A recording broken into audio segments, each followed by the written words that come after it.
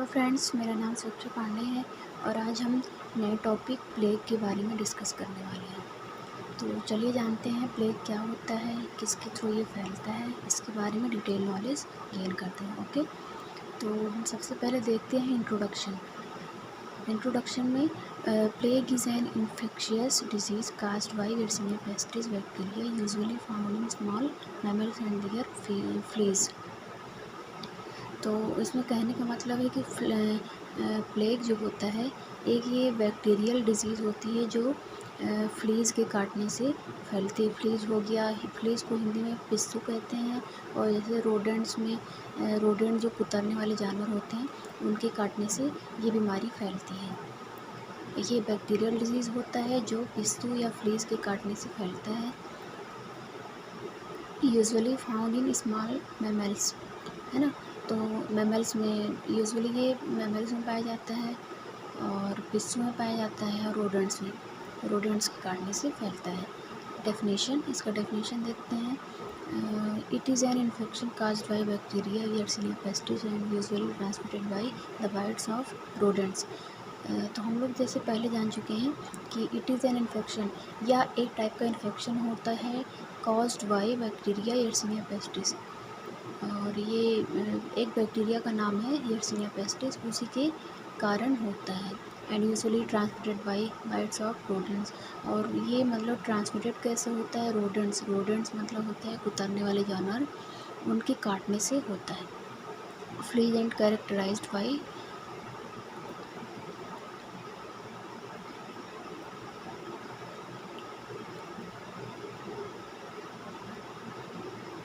Sorry, यहाँ पे fever लिखना है, मिस्टेक हो गई है। तो फीवर, लिम्फ एडिनोपैथी एंड प्रॉस्ट्रेशन, इसका जो एजेंट्स होता है उसका नाम है yersinia pestis। देखिए इसमें yersinia pestis लिखा है, तो इसमें जो फर्स्ट वर्ड होता है yersinia, है ना। yersinia ये इसको हम जीनस बोलेंगे और पेस्टिस जो है ये इसकी स्पीसीज़ है। तो जीनस जो फर्स्ट लेटर है उसको हमेशा कैपिटल में करेंगे और जो स्पीसीज़ होती है इसको ऑलवेज स्मॉल लेटर में मतलब शो करते हैं। अगर इसमें हम बात करें इसका किंगडम क्या है, तो किंगडम इसको बैक्टीरिया शो आउट करेंगे। तो इसमें किंगडम जो हो गया वो बैक्टीरिया हो गया, yersinia जो हो गया ये जीनस हो गया और पेस्टिस स्पीसीज़ हो गया, है ना। होस्ट मतलब हम समझेंगे कि जैसे किसके ऊपर ये हावी होता है ना। तो रोडेंट्स हो गया, फ्लीज हो गया, तो ये बैक्टीरिया किस में पाई जाती है? तो रोडेंट्स में जैसे स्क्वेरल्स हो गए और रैबिट, ये सब हो गए। और फ्लीज, जैसे फ्लीज को हिंदी में पिस्सू बोलते हैं, ये एक टाइप का कीड़ा होता है, उसी में पाया जाता है। और नेक्स्ट हेडिंग हम पढ़ेंगे मोड ऑफ ट्रांसमिशन, ये कैसे मतलब कैसे ये फैलता है, ये रोग कैसे फैलता है, ये बीमारी कैसे फैलती है। Direct contact with the tissue of infected animal, तो जैसे अगर किसी इन्फेक्टेड एनिमल को डायरेक्ट टच करते हैं तो उसके थ्रू भी हमको ये इन्फेक्शन हो सकता है, डायरेक्ट कांटेक्ट। और नेक्स्ट है ड्रॉपलेट इन्फेक्शन। और ड्रॉपलेट इन्फेक्शन का मतलब है कि जैसे एनिमल अगर स्नीजिंग करता है, कफिंग करता है, तो उसके थ्रू भी ये इन्फेक्शन हमें कॉज हो सकता है। इंक्यूबेशन पीरियड, जैसे इंक्यूबेशन पीरियड मतलब ये कब और कितने दिन में अपना सिम्टम शो करता है उसको बोलते हैं इंक्यूबेशन पीरियड। तो इसमें जो होता है 3 स्टेज में पाया जाता है। एक होता है बिबोनिक स्टेज, निमोनिक स्टेज और थर्ड होता है सेप्टिसेमिक स्टेज। बिबोनिक का मतलब सिंपली अगर बोलेंगे तो लिम्फ नोड में जो इन्फेक्शन होगा उसको बिबोनिक बोलते हैं। और निमोनिक वर्ड से ही क्लियर हो रहा है निमोनिया, है ना। तो निमोनिया कहाँ होता है? लंग्स में होता है। लंग्स से निमोनिया का मतलब होता है कि लंग्स में अगर फ्लूइड का एक्यूमुलेशन हो जाता है तो उसको हम निमोनिया बोलते हैं। तो उसी से मतलब हम फाइंड आउट कर सकते हैं कि निमोनिक मतलब है तो कहाँ पे इन्फेक्शन होगा? लंग्स में होगा इन्फेक्शन। और थर्ड नंबर है सेप्टिसेमिक। सेप्टिसेमिक मतलब होता है इन्फेक्शन इन ब्लड में अगर इन्फेक्शन होगा तो उसको हम सेप्टिसेमिक बोलेंगे। तो जो बिबोनिक पीरियड होता है ये 2 to 7 डेज़ में होता है। निमोनिक जो होता है ये भी 2 to 7 डेज़ में होता है। सेप्टिसेमिक भी, इसका भी जो इंक्यूबेशन पीरियड है 1 to 3 डेज़ है। ओके, समझ में आ रहा है? और इसमें हम अगर टाइप की बात करते हैं तो फिर हम वही जैसे ऊपर बताया गया था बिबोनिक, न्यूमोनिक और सेप्टिसेमिक। तो इसके टाइप्स में हम लिख सकते हैं bubonic period, infection in blood, देखिए इसमें बताया गया है इन्फेक्शन इन ब्लड। न्यूमोनिक मतलब इन्फेक्शन इन लंग्स, सेप्टिसेमिक मतलब infection in blood. Okay, next हम देखते हैं रिस्क फैक्टर। रिस्क फैक्टर देखिए, जैसे रिस्क फैक्टर को हम कॉजेज़ भी बोल सकते हैं, है ना, कॉजेज़ बोल सकते हैं और उसको एटियोलॉजी भी बोल सकते हैं। ओके, तो it is exposure to rodents, मतलब ये किसके थ्रू फैलता है, ये रोडेंट्स के काटने से फैलता है। एग्जांपल ये हम लोग इसमें रोडेंट्स का एग्जांपल दे रहे हैं, रैबिट्स, स्क्वेरल, फ्लीज बाइट। तो इसकी तो हिंदी आप लोग को पता ही होगी, रैबिट मतलब खरगोश, खरगोश के काटने से होता है, स्क्वेरल हो गया। और इसमें जो रोडेंट्स होते हैं इसमें जो दांत पाए जाते हैं वो रूटलेस होते हैं ना।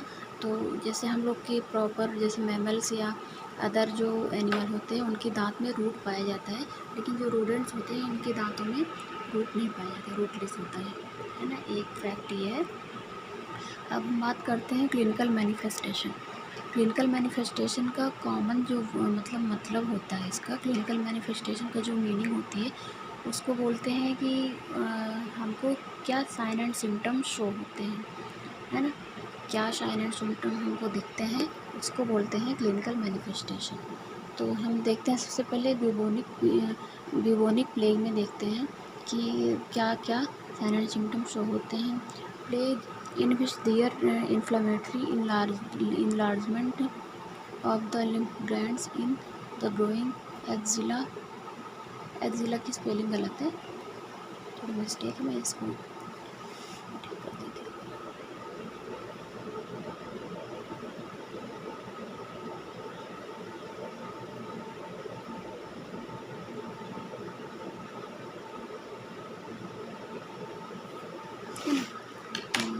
एक्जिला और other parts of the body, जैसे इसमें अगर लिम्फ नोड में कोई इन्फेक्शन होता है तो उसमें हम देखें इनलार्जमेंट हो जाता है या वहाँ पे इन्फ्लामेशन हो जाएगा, तो इन्फ्लामेशन की वजह से वहाँ पे स्वेलिंग आ जाएगी, है ना, तो उसी को बोल रहे हैं कि इनलार्जमेंट हो जाएगा।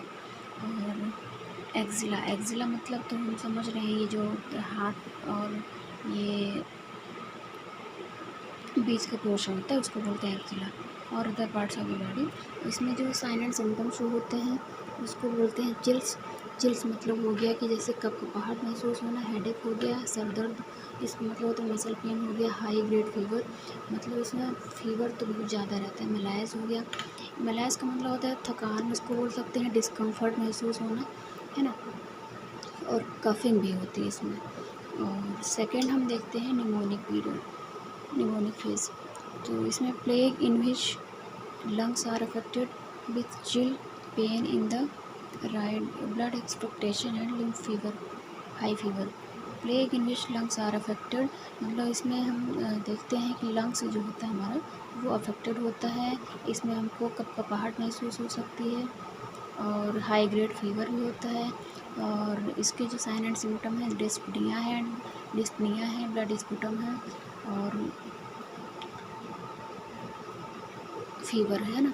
तो डिस्पनिया का मतलब होता है, कॉमन जो वर्ड होता है इसका मतलब होता है ब्रीथलेसनेस, इसका मतलब डिफ़िकल्टी इन ब्रीथिंग, मतलब कि सांस लेने में कठिनाई। ब्लड स्पुटम, इसकी एक और मीनिंग होती है एपिस्टैटिक्स, है ना, एपिस्टैटिस होता है, इसका मतलब होता है कि स्पुटम जब निकलता है हमारी बॉडी से, हमारी बॉडी मतलब नोज से या फिर माउथ से जब स्पुटम निकलता है, जनरली जो स्पुटम निकलता है वो माउथ से निकलता है, तो हम कह सकते हैं हमारे माउथ से जब स्पुटम निकलता है उसके साथ में ब्लड भी बाहर आता है। ब्लड के साथ जब स्पुटम आएगा तो उसको बोलेंगे ब्लड स्पुटम। ओके, और नेक्स्ट साइन एंड सिम्टम है फीवर। और फिर हम देखते हैं थर्ड पॉइंट सेप्टिसेमिक प्लेग। इसमें है कि सेप्टिसेमिक का मतलब हो गया it is an specially dangerous and generally fatal from of the plague in which infecting organism invade the blood stream. कहने का मतलब है कि ये जो सेप्टिसेमिक प्लेग होता है ये सबसे ज़्यादा खतरनाक होता है अकॉर्डिंग टू। इसमें ब्यूबोनिक प्लेग जो है और क्या है निमोनिक प्लेग है उससे ज़्यादा खतरनाक है। जैसे मतलब इसमें देखेंगे कि एक पर्टिकुलर ऑर्गन को ही इन्फेक्ट करता है। ब्यूबोनिक हो गया वो जैसे लिम्फ नोड को इन्फेक्ट करता है और निमोनिक हो गया वो लंग को इन्फेक्ट करता है। लेकिन अगर सेप्टिसेमिक प्लेग हो गया तो उसमें तो मतलब डायरेक्ट देखते हैं कि पूरा जो ब्लड स्ट्रीम होता है उसको ही इन्फेक्ट कर देता है, यानी कि पूरा जो ब्लड होता है शरीर में, हमारी बॉडी में जो ब्लड होता है पूरे ब्लड को ही इन्फेक्ट कर देती है। तो इसलिए इसको सबसे ज़्यादा डेंजरस माना जाता है। इसमें देखते हैं इसका जो कॉमन साइन एंड सिम्टम है उसको बोलते हैं abdominal pain, fever, scanty urine, malaise, diarrhoea, vomiting, nausea, haemorrhage, pain over, है ना। तो एब्डोमिनल पेन होता है, इसमें फीवर होता है, स्कैंटी यूरिन मतलब होता है कि बहुत ज़्यादा येलोइश कलर की यूरिन पास आउट होना। इसलिए मतलब येलोइश कलर की यूरिन इसलिए पास आउट होगी क्योंकि उसमें बिलिरुबिन, यूरिन में तो आप लोगों को पता है कि क्या पाया जाता है, बिलिरुबिन पाया जाता है ना। तो उसी का अमाउंट जब बढ़ जाता है तो मतलब यूरिन का कलर जो होता है येलो हो जाता है, इसलिए इसको बोलते हैं स्कैंटी यूरिन। मलाइस हो गया, डिस्कम्फर्ट महसूस होना, थकान महसूस होना, और डायरिया, वोमिटिंग, नोज़िया और वोमिटिंग में डिफरेंस होता है। वोमिटिंग जो होता है इसमें मतलब लिक्विड बाहर आता है, लेकिन नोज़िया में मतलब वोमिटिंग का सेंसेशन तो होता है, फीलिंग तो आती है कि मुझे आपको वोमिटिंग होगी, लेकिन एक्चुअली में होती नहीं है। ओके। और हेमरेज होना, पेन ओवर मतलब पेन ओवर बॉडी, इसका मतलब है कि पेन हमेशा बना रहता है। और डायग्नोस्टिक इवैल्यूएशन का मतलब होता है कि हम क्या क्या उसमें डायग्नोस कर सकते हैं, क्या क्या टेस्ट करा सकते हैं। तो ब्लड टेस्ट हो गया, और सेरोलॉजी हो गया, स्पुटम कल्चर हो गया, ECG हो गया, cardiogram, culture of lymph node हो गया। मैनेजमेंट देखते हैं इसमें मैनेजमेंट दो टाइप के होते हैं, मेडिकल मैनेजमेंट और नर्सिंग मैनेजमेंट। देखिए मैनेजमेंट इसमें हम सर्जिकल भी लिखते हैं, लेकिन सर्जिकल तब लिखते हैं अगर ये जैसे जो प्रोसीजर है या कोई बीमारी है उसमें अगर सर्जरी हुई है तब वहाँ पे मैनेजमेंट में हम लिखेंगे सर्जिकल मैनेजमेंट उसमें ऐड कर सकते हैं। और मतलब प्लेग में तो कोई सर्जिकल प्रोसीजर हुआ नहीं है तो इसमें हम सर्जिकल मैनेजमेंट नहीं लिखते हैं, बस इसमें लिखेंगे medical management, nursing management. Okay. Medical management antibiotic therapy देंगे।